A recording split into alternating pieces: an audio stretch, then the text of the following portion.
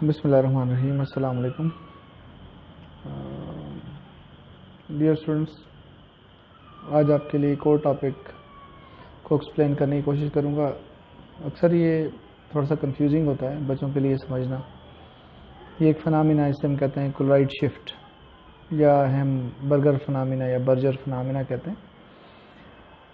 तो ये कौन सी हेडिंग के नीचे आता है? ये transport of carbon dioxide. Carbon dioxide के ट्रांसपोर्ट के बारे में,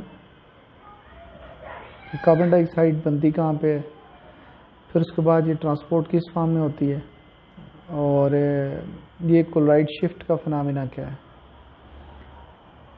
छोटा सा एक्सप्लेन आपके सामने कर दूं कि देखें, हमारी बॉडी की जो टिश्यूज़ होती हैं, हमारे बॉडी के सेल जो होते हैं, दे कीप ऑन वर्किंग, और किसी भी एक्टिविटी को परफॉर्म करने के लिए एनर्जी चाहिए होती है। और ये एनर्जी कहाँ से आती है? जो फूड हम ले रहे होते हैं उसकी ब्रेकडाउन से आ रही होती है।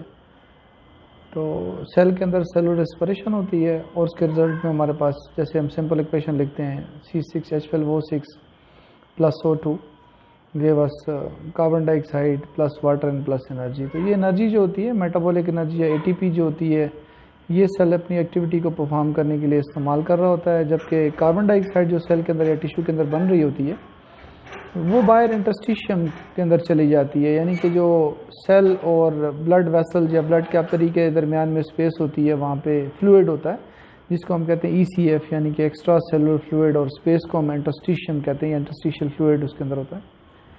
तो ये कार्बन डाइऑक्साइड जो है उसमें क्यों जाती है? बिकॉज ऑफ प्रेशर डिफरेंस, यानी ऑलमोस्ट 45 और 46 millimetre of mercury partial pressure होता है कार्बन डाइऑक्साइड का से टिश्यू के अंदर। तो बाहर कम होगा, लाइक 44 मिलीमीटर ऑफ मरकरी आ जाता है इसके अंदर, इंटरस्टिशियम के अंदर, और इस तरीके से 40 मिलीमीटर ऑफ मरकरी आ जाता है ये जो आर्टीरियल ब्लड आ रहा होता है। तो carbon dioxide move from its high partial pressure to the low partial pressure, from its high concentration to the low concentration, from its higher amount to the low amount. तो higher amount कहाँ पे होती है? Body tissues के अंदर, और लो amount जो होती है वो बाहर ब्लड के अंदर होती है। तो ये जो कार्बन डाइऑक्साइड होती है, ये बॉडी टिश्यू से फिर ब्लड के अंदर चली जाती है, और ब्लड में आपको पता है कि एक तो हेमाटोक्रिट आ जाता है, यानी कि जो ब्लड सेल्स होते हैं, फार्म एलिमेंट्स होते हैं, RBCs, WBCs और प्लेटलेट्स वगैरह होते हैं, उसके अराउंड प्लाज्मा होता है विच इज़ 90% वाटर। तो कार्बन डाइऑक्साइड प्लाज्मा के अंदर जो जा रही होती है, जाती तो सारी प्लाज्मा के अंदर है, उसमें कुछ होती है वो डिज़ोल्व हो जाती है ऑलमोस्ट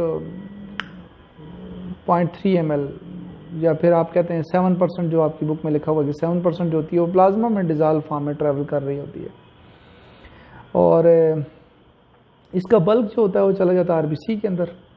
तो RBC में जाने के बाद में MH पे आपको थोड़ा एक्सप्लेन कर दूँ ताकि आपको उसमें समझने में आसानी हो, और हमारी वीडियो जो है। हाँ, तो मैं इस प्रोसेस की बात कर रहा था। देखें आपके सामने ये C6H12O6 है प्लस O2 है, वो एनर्जी, और ये वाटर और कार्बन डाइऑक्साइड जो है वो जा रही है प्लाज्मा के अंदर।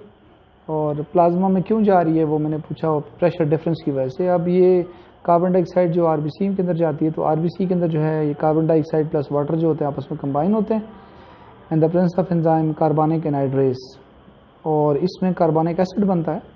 अब ये जो कार्बनिक एसिड यहाँ पे बन रहा है, ये वीक एसिड है, ये डिसोसिएट हो जाता है, ये प्रोटॉन आपको दे रहा होता है और साथ साथ बाइकार्बोनेट दे रहा होता है।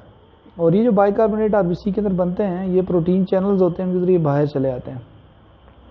और इलेक्ट्रिक न्यूट्रलिटी को मेंटेन करने के लिए इन्हीं चैनल्स के ज़रिए जो है वो बाहर प्लाज्मा से क्लोराइड आयन जो होते हैं वो RBC में चले आते हैं। बाइकार्बोनेट जो इसकी डिसोसिएशन से बने हैं वो RBC से बाहर प्लाज्मा में आते हैं, और क्लोराइड जो होता है वो अंदर RBC के अंदर जाता है, यानी क्लोराइड शिफ्ट। इस प्रोसेस में ये जो कार्बनिक एसिड है, जब ये डिसोसिएट हुआ है, तो ना सिर्फ बाइकार्बोनेट बने हैं बल्कि साथ साथ ये प्रोटॉन्स भी बने हैं, हाइड्रोजन आयंस। एसिड तभी से कहते हैं। अगर ये हाइड्रोजन आयन जो होंगे इस तरीके से यहाँ पे एक्युमुलेट होते रहेंगे, तो इस तरह से एसिडोसिस हो जाती है हमारे ब्लड के अंदर। लेकिन ये जो हमारा बफरिंग मैकेनिज्म है, हीमोग्लोबिन जो है, it act as buffer as well. इसकी साथ जो हमारे पास नेगेटिवली चार्ज अमाइनो एसिड होते हैं वो होल्ड कर लेते हैं इस प्रोटॉन को, और ये एसिडिक हीमोग्लोबिन बना देते हैं। हीमोग्लोबानिक एसिड के वर्ड से आपकी बुक में मेंशन किया हुआ है। और ये प्रोसेस कुछ ऑक्सीजन को भी रिलीज़ कर रहा होता है, और ये ऑक्सीजन जो होती है वो इसके अंदर चली जाती है। ये प्रोसेस हो रहा होता है टिश्यू और ब्लड के दरमियान में, यानी ये हमारी साइट ए है जहाँ पे ये एक्टिविटी हो रही है कि भाई कार्बन डाइऑक्साइड किस तरीके से या बाइकार्बोनेट बाई प्लाज्मा में कैसे आते हैं। अच्छा, कार्बन डाइऑक्साइड एक तो डिज़ॉल्व फॉर्म में गई, दूसरी हमारे पास कार्बन डाइऑक्साइड जो होती है उसकी कुछ अमाउंट जो होती है वो हीमोग्लोबिन के साथ भी कंबाइन होती है। हीमोग्लोबिन के साथ ये कहाँ पे कंबाइन होगी, इधर। यहाँ देखें, ये हमने एक सिंपल सी बात की है कि भाई अगर सपोज करें ये एक गिवन स्ट्रक्चर है हीमोग्लोबिन का, तो हीमोग्लोबिन में से सेंट्रल मेटल एटम आयरन आ गया और ये 4 चेन्स होती हैं, 2 chains are alpha chains and 2 are beta chains, और हर एक चेन में ये हीम पोर्शन होता है, फेरस हीम पार्ट जहाँ पे ऑक्सीजन आके बाइंड होता है। और इसकी इक्वेशन हम ये लिखते हैं कि haemoglobin plus 4 molecule of oxygen carbonic anhydrase oxy haemoglobin का कॉम्प्लेक्स बनता है, यानी 1 molecule of haemoglobin can carry 4 molecule of oxygen. थोड़ा सा यहाँ पे एक चीज़ आपको बता दूं कि ये जो कॉम्प्लेक्स बनता है इसको हम ऑक्सी हीमोग्लोबिन कहते हैं, क्योंकि यहाँ पे ऑक्सीजन जो होता है वो हीम पार्ट के साथ अटैच हो रहा होता है। इधर अगर हम आएँ तो प्रोटीन का कोई भी प्रोटीन है, definitely proteins are polypeptide chains of amino acid. If these all are amino acid, तो एक प्रोटीन के 2 एंड होते हैं, यानी एक तरफ कार्बोक्सिलिक एंड है जिसे हम कहते हैं सी टर्मिनल, और दूसरी तरफ हमारे पास होता है इसका अमाइनो टर्मिनल जिसे हम कहते हैं एन टर्मिनल। तो ये कार्बन डाइऑक्साइड का जो बल्क होता है, यानी मेजर अमाउंट जो होती है कार्बन डाइऑक्साइड की, वो इसके हीम पार्ट के साथ अटैच होती है। और कार्बन डाइऑक्साइड और हीमोग्लोबिन का जो कॉम्प्लेक्स होता है उसको हम कार्बोक्सी हीमोग्लोबिन नहीं कहते हैं, बल्कि कार्ब अमाइन हीमोग्लोबिन कहेंगे, कार्ब अमाइन हीमोग्लोबिन कहेंगे, क्योंकि ये अमाइनो टर्मिनल के साथ आके अटैच होता है। अच्छा, अभी हम अपनी साइड 2 पे आ चुके हैं, यानी अक्सर ये वाली जगह जो होती है इसको एक्सप्लेन नहीं किया जाता और सिंपल वर्ड में कहा जाता है कि वहाँ पे ये प्रोसेस रिवर्स हो जाता है। ये प्रोसेस कैसे रिवर्स होता है, ये कौन सी जगह है? ये हमारे लंग्स के अलवेलाए हैं, और यहाँ पे देखें ये वही ब्लड है जो कि लेके आ रहा है किसको, ये कार्बन डाइऑक्साइड को लेके आ रहा होता है। अलवेलाई के अंदर आप देखें तो ऑक्सीजन का पार्शियल प्रेशर जो होता है वो 100 मिलीमीटर मरकरी या 95 millimetre mercury as per your book जो कहते हैं ऑर्डिनरी लेवल के ऊपर। खैर 100 मिलीमीटर मरकरी पार्शियल प्रेशर है किसका, ऑक्सीजन का अलवेलाई के अंदर। Oxygen will move from its high concentration to the low concentration. अब जब ये ऑक्सीजन जो है ये हीमोग्लोबिन के साथ आके अटैच होती है, it bring conformational changes in the structure of haemoglobin and then का रिलीज ऑफ द प्रोटॉन। ये जो प्रोटॉन उसने वहाँ पे कैरी किया था ये यहाँ पे रिलीज हो जाता है। ये प्रोटॉन जो इधर रिलीज हुआ है तो आरबीसी के अंदर ऑर्डिनरी जो हमारे पास होते हैं बाइकार्बोनेट आइंस, उसके साथ ये कंबाइन होता है, और कंबाइन होने के बाद ये एसिड दोबारा बन जाता है कार्बोनिक एनाइड्रेज की प्रेजेंस में, H2CO3 यानी कार्बोनिक एसिड, और ये फिर ब्रेक होता है कि इसमें जी ये कार्बन डाइऑक्साइड के अंदर और वाटर के अंदर ब्रेक हो रहा है। अब ये कार्बन डाइऑक्साइड जो है ये आरबीसी से होती है इसके अंदर चली जाती है, कहाँ पे, अलवेलाई के अंदर, जिसको हम एक्सेल कर देते हैं। जबकि इस प्रोसेस ने आरबीसी के अंदर एक बाइकार्बोनेट आयन को कंज्यूम किया है, तो इसको बैलेंस करने के लिए बाहर प्लाज्मा के अंदर से बाइकार्बोनेट आयन जो है वो आरबीसी के अंदर आता है, और क्लोराइड आयन जो होता है वो आरबीसी से बाहर प्लाज्मा के अंदर चला जाता है। इस तरीके से ये रिवर्स हो रहा होता है, यानी इस तरीके से यहाँ पे एक्सचेंजमेंट हो रही होती है बोर फनाज, खैर उसको छोड़ें, ये यहाँ पे ये चीज़ इस तरह से रिवर्स होती है।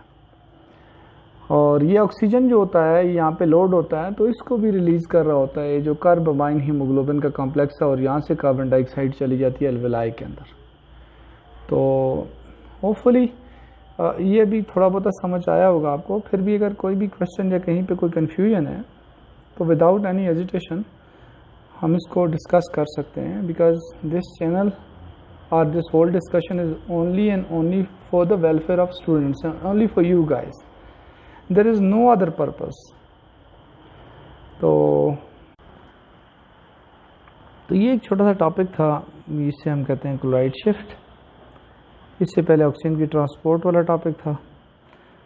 अब एक चीज़ आपने ध्यान में रखना है कि 100 ml ऑक्सीजन जो होता है, 100 ml ब्लड जो होता है वो 20 ml ऑक्सीजन को कैरी कर रहा होता है, जबकि कार्बन डाइऑक्साइड की अगर हम बात करें तो 100 ml blood 4 ml carbon dioxide को ट्रांसपोर्ट कर रहा होता है। तो ये था आज का टॉपिक। एक छोटी सी बात जो यहाँ पे MCQs वाइज या फिर बच्चे के लिए कन्फ्यूजन होती है वो ये होती है कि कार्बन डाइऑक्साइड जो टिश्यू से प्लाज्मा में गया था, तो प्लाज्मा में भी तो वाटर था, वहाँ पे कार्बन डाइऑक्साइड और वाटर ने कंबाइन होकर कार्बनिक एसिड क्यों नहीं बनाया था? तो उसका सिंपल आंसर ये है कि इस प्रोसेस के लिए एक एंजाइम चाहिए होता है, इसे कहते हैं कार्बनिक एनहाइड्रेज। तो कार्बनिक एनहाइड्रेज की जो मतलब प्रेजेंस होती है या अमाउंट होती है वो RBC के अंदर होती है, रेड ब्लड सेल के अंदर, यानी कि 5000 times you can say more in the RBCs as compare to plasma. You can say plasma के अंदर आप ये समझे कि ना होने के बराबर होता है।